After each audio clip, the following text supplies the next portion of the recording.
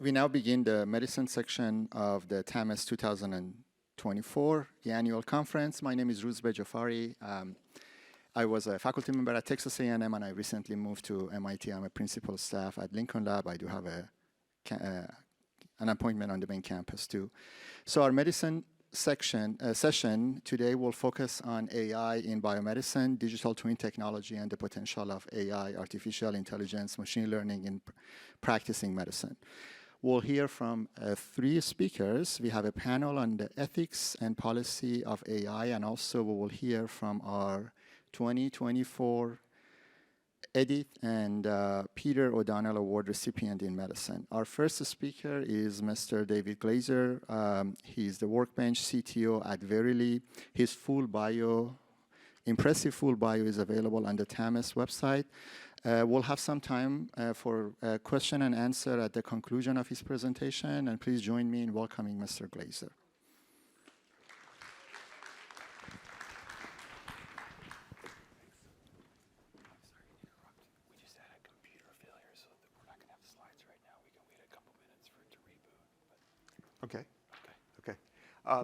So I'm told I'm being asked to do shadow puppets instead of a presentation for at least the first few minutes. So I will, no, that's all right. So I don't know what I'm going to say without my slides, but we will all find out together. So Brandon, thank you for inviting me here. When I was this is great. I was actually looking forward to seeing how that was going to go, because I had no idea. So when Brandon and Ruzba invited me to do this, I said, do you want an expert who actually does deep work in AI, or do you want someone who can cover a broad set of things? And they said a broad survey would be great. And I said, oh, good, because I'm not the person to go deep. I'm going to be telling a few stories about a handful of different projects done by different people, some of whom I know, some of whom I don't, some of whom I work with, and then pulling together some themes at the end that I think are the things that I think about when I try to figure out what this all means. So, and one of the themes you're going to see here is what's hard and what's easy. So, let's jump in.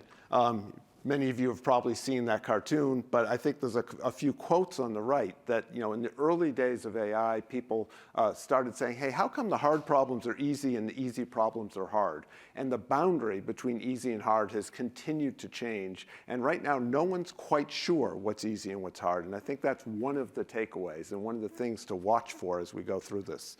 So those are the stories. I'm going to be doing, a few minutes on each of those on the left. And the themes that I'll come back to at the end, things to think about, is how fast are things changing and how are things changing, and what does this all mean? What does it mean for society? What does it mean for us? What does it mean for being human? What does it mean for what we do in our day jobs? What does it mean for what our kids will do in their day jobs? So the first story I'm going to tell is actually where I met Dr. Lee. We were both had the privilege to serve on the advisory committee to the director at the NIH, and I was asked to chair a working group on AI. And the NIH said, hey, give us some advice on what we as the NIH should best do to advance the usefulness and validity and power and value of artificial intelligence in biomedicine. And we put together a great working group. This was our charge, and came up with some recommendations. I'm going to do just about half dozen slides summarizing those recommendations. This was 5 years ago, so it's an interesting distance to look back on those recommendations and see what is holding up. I'd say most of it is. What has been following through, I'd say some of it is, but it's interesting perspective. We put our recommendations into these 3 areas of thinking about the data, about the ethics, and I know there's a whole conversation about that coming up, and think about the people, and in particular, the observation that we are going to need a lot more bilingual teams. We're going to need a lot more people who speak some tech and AI and some medicine and science, able to work together as a team to get things done. We all believed that this was a huge opportunity, that this was an important thing to work on, and you'll see that new data generation projects is a theme we're going to come back to a lot. And we also, of course, emphasized ethics, which has come up in the previous correctly conversations and will keep coming up. By the way, Dr. Brooks, I got to meet someone who works at Waymo, and their job is the trolley problem. They literally, their job is helping make trade-offs in the software around what do you do in an autonomous vehicle. So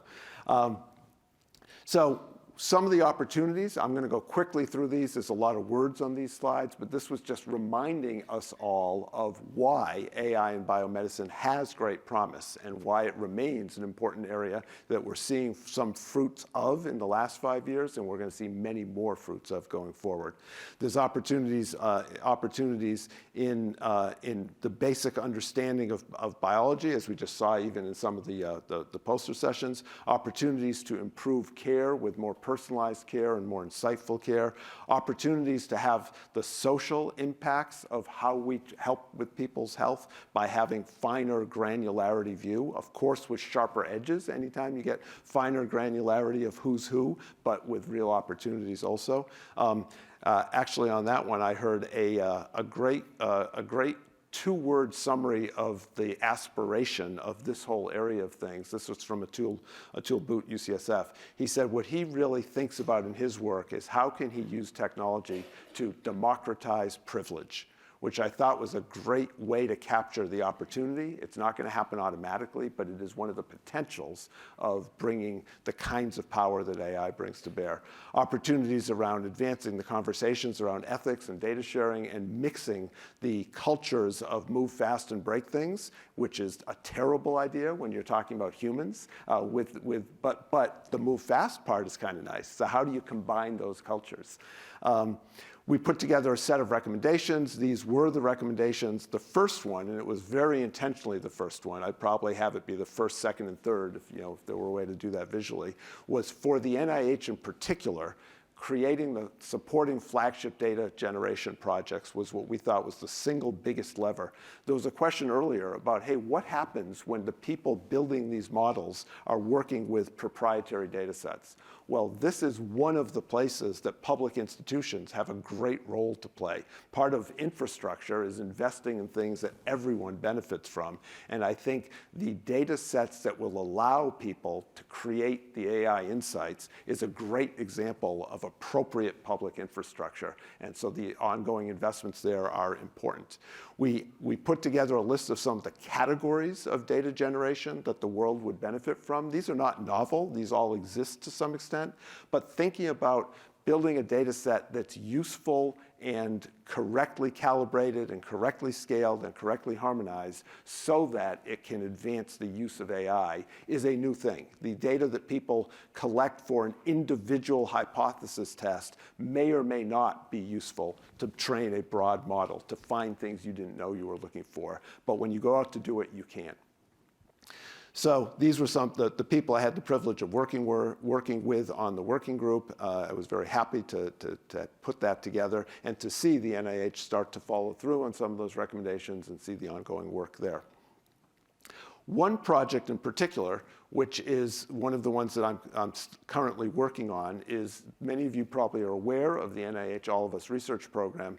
This is a great example of one of those programs that is building data at scale that's AI ready, AI friendly, and that I'm sure it's already being used. I'm sure it will continue to be used heavily to help people validate and train new ways of using AI to find insights about human health. So a little history on the All of Us research program.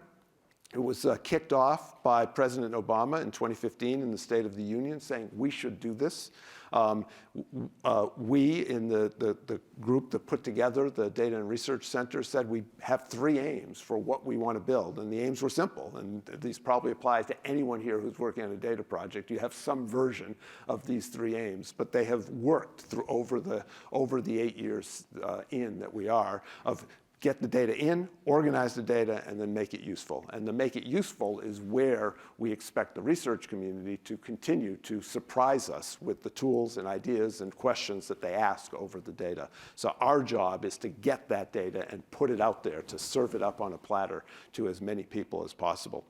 So the state of the program today, it's a large consortium. This is slightly dated and very small. You'll see Baylor up there under the genomic centers. There's a few other organizations all over the country, obviously, doing different things.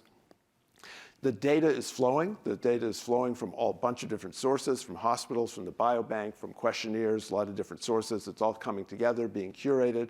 And the program is at a pretty good state right now of critical mass, where there's great research happening already. You can see some of the numbers. I took these snapshots just last night. They're updated regularly, but you can see the goal is enroll 1 million Americans. Depending on which you count of how much of their data they've contributed, we're somewhere between half and 3/4 of the way to the goal. An explicit program goal was to overrepresent people who have been underrepresented in biomedical research. And you'll see that as a result of that, I think someone said that they believe that the All of Us research program now has more genomic information on people of African ancestry than any of the known African biobanks do at the moment. So it's an opportunity, because of the nature of the United States, to really start to correct the global mix of available data. And you can see the genomic data is large and growing. The sequencers are running nonstop. That 245,000 will catch up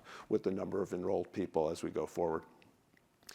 Some of the things that happened in the last year, maybe I'll point out just a couple of these. In addition to the data that's been released. An interesting aspect of the All of Us research program is it returns information to participants. It says part of the implied agreement, one of the reasons to sign up is we're going to tell you what we learn. And you can see that over 100,000 people have started to get back information about their genetics as a result of being participants. The other one I'll point out here is ancillary studies, is the notion of saying, we're not just running a study here. We've built a platform that should be a great springboard for people who have follow-on studies that they want to do, where they can build on the information and population we've assembled and add in a deep dive on an area of interest. So there's a Nutrition for Precision Health study that's an example of that, where a subset of participants are getting deep dive metabolomic and diet and other information, and that's being added on top of the base layer of EHR data and genomic data and survey and lifestyle data, so you get that enriched thing. And all data generated from ancillary studies is also available to researchers. So that's get the data in, organize it. What about the make it useful part? Anyone who's interested in knowing more can go to researchallofus.org. There's a public data browser that anyone can anonymously go in and just find out aggregate level data. How many people have diabetes in the program and what's their demographic distribution? How many people have cystic fibrosis in the program and what's their demographic? So just get a sense of what's out there. How many people have this variant in the program? So you can get just a very quick without doing anything. As a researcher, if you want to go deeper, you can also look at the directory of what other people are doing. There are now 9,000 projects that are registered. Anyone who wants to do research has to write a public description of their research hypothesis and plan and put it up there, and you can see what other people are doing. If you as a researcher want to get access, as lightweight as we were able to make it, had a great conversation at the break about how you balance our responsibility to participants to share their data widely, because that's why they're donating their data, and to share it wisely to make sure it's being used well. And we have an enrollment process that we think does that well, and then people get access to a researcher workbench. All right, so that was story number 2 around the All of Us research program, an example of what it takes to build the data assets that allow the next generation of artificial intelligence questions and tests and training and insights to come together. The next few examples are examples of papers that other people have done, collections of papers on a few themes, showing what is it like when you go deep into a particular area and apply AI. We've seen some questions before. The next 3 slides, I think, are talking about fundoscopy. That's taking pictures of the back of your eye. I had the pleasure of experiencing that a couple of weeks ago and seeing what that's like. But it's the classic line of your eyes being the window to your soul. They are certainly the window to your body. They are certainly the window to your vasculature. They're certainly the window, and we're finding out they're the window to more than people knew.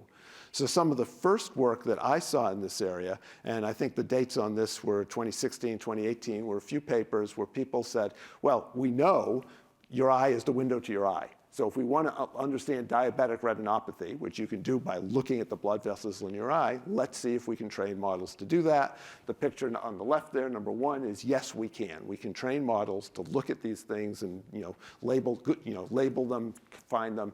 This is not surprising at all. This is, if you can find people in pictures, it's not at all surprising you can find this. But that was a good yes, we can do that. But then they started, and actually one of these things started as a summer intern project where they said, well, you have to learn the tools. Why don't you just build a model to go through and say you're going to predict gender from these fundus images? Because everyone knows you can't predict gender. You can predict gender from the fundus images. The model worked. And that was surprising and interesting. Maybe not important. There's a lot easier ways to predict gender. If I'm looking at you in the clinic, I probably don't need a machine learning model of the back of your eye to do that. But it's interesting. It says, hey, there's something there we didn't know was there. This is not just a better, faster. This is a new thing. And there's a whole theme that I'm not getting into much, but the whole theme of, and how does this work, of explainability, of what is the computer looking at? And there's early work, and that's the third paper there, of trying to figure out what parts of the image were the ones that were relevant. That kind of work, by the way, is very useful for finding confounders. There have been some studies where people did amazing predictions of X-ray images and what impact on health, and then they realized what it was looking at was the labels in the corner of the image, and it told it an awful lot because they hadn't been filtered out. So there's important reasons to do this. That same team had continued to go deeper, and you can see here they did a paper where they took a whole list of different systemic health indicators. And these were things, I won't go through them all, but things like liver health, kidney health, various other measures of the blood, and said, can we do predicting those from the eye as opposed to predicting them from standard kind of classifiers that you would just use for a risk score if you went to see your physician? And the answer is, well, the red bars are bigger than the blue bars. And then they again started to do the work on the right to say, what if we grayscale the image? How much was color important? What if we only look at the pupil? How much did that matter? And start to find things out, start to learn where are these signals that we wouldn't have known ahead of time exist, but there they are. And then the same group that did this series of papers over 10 years, I think because they did a series of papers over 10 years, they said, we're actually learning some things back to the two different cultures, the culture of tech people and medicine people, about some of the differences in impedance mismatches and criteria necessary for success to pull them together. So this myth reality paper, it's a quick read if you're interested in it, but it includes things like top right there, readiness. The naive assumption is once we've got a nice ROC curve, we're done, right? Everyone's going to come and beat a path to a better mousetrap, and of course not. Of course there are a whole bunch of other things you need to do to take a paper and turn it into something that's actually part of people's care. Maybe the one on the bottom right about, well, we finished it, we've launched it, success, party. No, that's not right. There's a whole feedback loop. There's what happens in the real world. What are the surprises? So none of these are surprising in hindsight, but they're reminders that doing the amazing math built on top of the amazing hardware, on top of amazing data to get amazing insights is part of what we need to do to actually harvest the benefit of these new AI capabilities in medicine. One slide, I thought this was another complementary to the fundoscopy work. This was more early stage work, but this is the team that said, let's take pathology images, and instead of staining them, let's see if we can predict what the stain would have done. So let's take the unstained image and see if we can predict what the stain would have done. And got pretty good results. It's like very promising there, which has a bunch of direct benefits around non-invasive. You can do multiple things with the tissue, and some potential benefits. This is purely potential of, are there new stains that no one's ever figured out the right kind of ink to do this, but there's a new signal sitting there in the tissue, and are there virtual stains to be invented that become a software challenge as opposed to a wet lab challenge? So same kinds of thoughts triggered in my mind about what does this mean as the fundoscopy work in a different but related area. And then the last story that I wanted to go through is around medical Q&A. And a sequence of, again, this was from largely one, but an overlapping team, doing work on, we're now in the world of generative AI, we're now in the world of these large language models. We're now saying, let's move on from working with images to having conversations about medicine. Let's see what's possible here. And the first thing that a lot of people tried to do is say, well, let's pass the boards. Let's see if we can get an AI system to pass the licensing exam. And this paper, which the work was done earlier than the actual final publication, but you can see the graph on the right there of what different attempts to do that and what scores they got on the medical licensing exam. And this paper found that with a combination of tuning and prompting and a few techniques, they were able to get passing scores on the medical licensing exam. And pretty impressive. In the process, you'll notice the dates on this. I think this paper ended up in Nature in July of 2023. While they were going through the publication cycle, they kept going. So this paper came out on Archive, actually a couple months before the first paper came out on Nature. And look at the graph on the left. That point next to the top was paper number 1, which looked really impressive. Paper number 2 was, hey, we're not done harvesting the relatively low-hanging fruit of trying to solve this problem, and getting up to 86.5% on these medical licensing exams. All right, well, maybe that's artificial, right? Maybe you can teach to the test. Maybe the tests aren't as good as they need. Tests are trying to be proxies for people taking care of patients, but so then let's actually try to teach a generative AI system to have a conversation with patients about their health. And this is building on some of the infrastructure that already exists of actor patients. Any of you who are physicians know the right words for this more, but there a whole, apparently you can have a job as a fake patient. And you can go in there and pretend to have a certain set of symptoms and interact with people who are learning how to have clinical conversations. Well, those people became the judges and the training cohort for this particular system. And they put together a set of measures in 3 categories on the left of medical accuracy, of how good a job did the bot do at reaching the right conclusion. But then the scores on the right were subjective. How did the patient feel about having this conversation? There's a big caveat that they put in their paper. It's an important one. Big caveat that doctors aren't used to having a text chat interaction with their patients, so we kind of brought everyone down to this limited bandwidth of typing back and forth. But in that world, the bots not only did better on diagnostic criteria, they were rated as more empathetic, more honest, more open in their conversations. I think there's one cheat there. They're patient. Right? It's like the bot doesn't care how long it takes. They've got all the time in the world to listen to your story. Tell me again how it hurts. No rush. But that's a good cheat, right? I kind of like having someone I'm interacting with who's patient. All right, reflections. So a few minutes to take those stories and say, back to the questions I asked at the beginning, what are we starting to understand here? So a few graphical ways that I think about where we're at with some of these things. First is about the rate of change. I have a brother-in-law who's a math professor at UT Austin, and he says when he teaches exponential growth to his undergraduates, he uses a graph of Austin's population over time. He says it's a perfect fit. It's a perfect example of exponential growth. But exponential growth has exactly that subjective criteria of there ain't nothing happening here until it's too late and all of a sudden everything's happening here. And it feels to me like we are in that world. You look at just some of the pace of the dates on the papers in progress that we showed here.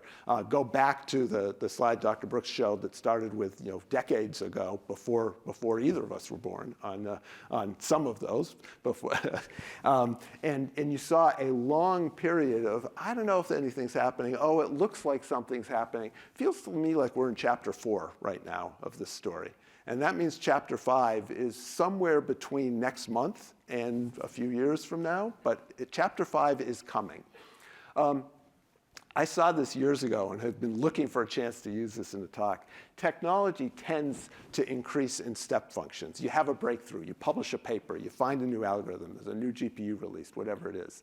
But then all the things we were talking about, it takes a while to catch up. It takes a while to figure out what to do with that, to incorporate that, to adopt it. And that gap between the two is the integral of frustration. It's like we know something's possible and we know something's happening, but we don't quite know what to do with it. And it might actually go backwards before it goes forwards for a whole bunch of reasons. What kind of change? The quotes on the right you've seen before. The picture on the left is actually, Bard drew that for me. You can see the prompt below. I wanted to get this idea of caterpillars change, but it's not just more of the same. It's not just, oh yeah, we can see diabetic retinopathy. It's like, oh, liver disease. That's more of a butterfly than a caterpillar. There are opportunities for those kinds of change all around us. Last two slides. The Industrial Revolution was about going from a world where we had a real scarcity of physical work, physical capability, physical energy, and turning it to a world where it was abundant. And it had huge societal transformation, opened new doors, created new problems, solved new problems, opened up all sorts of things. We are on the verge of going to a world where cognition isn't scarce, where we have more cognition than we know what to do with. And I was figuring out what graphic to put in for that and realized that's the only graphic I know how to put in there. What does it mean? We all make our living from cognition. What does it mean when cognition is abundant? And that's a question that we'll all be living through. So my short answer to the themes, how fast are things changing? Faster than we can keep up with, because of that adoption curve, because of that integral of frustration, because of exponential growth. How are they changing? They're changing qualitatively and deeply, as well as better, faster. What does it mean about economics? It means deep change coming. The most obvious one people have talked about is what happens when all the truck drivers don't have jobs anymore because of autonomous driving. That's a huge societal change, but there's many more coming. Truck driving is a cognitive job. What happens when that cognition becomes abundant? And what does it all mean? So I wanted to take, and I'm going to go maybe 30 seconds over on this. This is a book that I read a couple of years ago. It's held up surprisingly well. It's about a 12-year-old book. It's a quick read if anyone wants it. I found it very thought-provoking. The premise is the author joined a Turing test as a fake bot. And the judges had to interview all the bots and all the humans and figure out which was which. And the author said, I'm going to win the prize for being the most human, the one that the judges were sure was not a bot. And turned out it was really hard to figure out what is it that is human. What is it about us that's human? And chapter 5 of his book was getting out a book, which is jargon from chess playing machines. And the beginning of a chess game is just written down in a book. There's a set of openings. And if you're a grandmaster, you've memorized them all up to a certain date. And there's nothing interesting going on here. And the end games are all written down. They're all in book. Once you get to one of those end games, you know how the game's going to play out unless someone makes a mistake. So the whole interesting part is the middle, when you're out of book. And I think what we are learning here collectively is, where does the book end around what we think it is to be human? Because all these AI systems are already doing things that 5 years ago we would have said, oh no, that only humans can do that. The book is growing. The human part in the middle is changing. And we're all going to figure out what that means together. Thank you.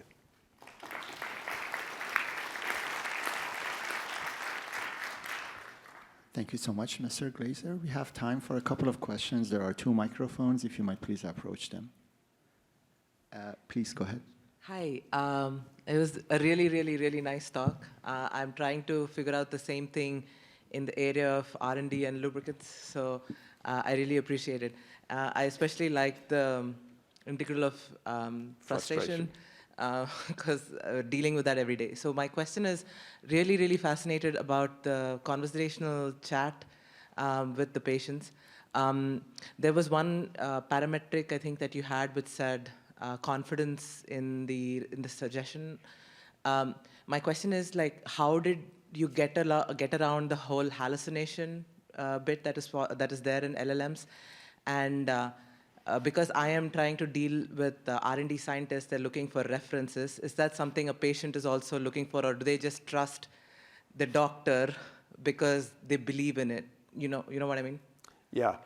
So that wasn't my work, so everything I'm saying is secondhand, and if you read the paper slowly, you'll know a better answer than I do. But a lot of the work was figuring out how to take that general horsepower of an LLM and put it into a context-specific box.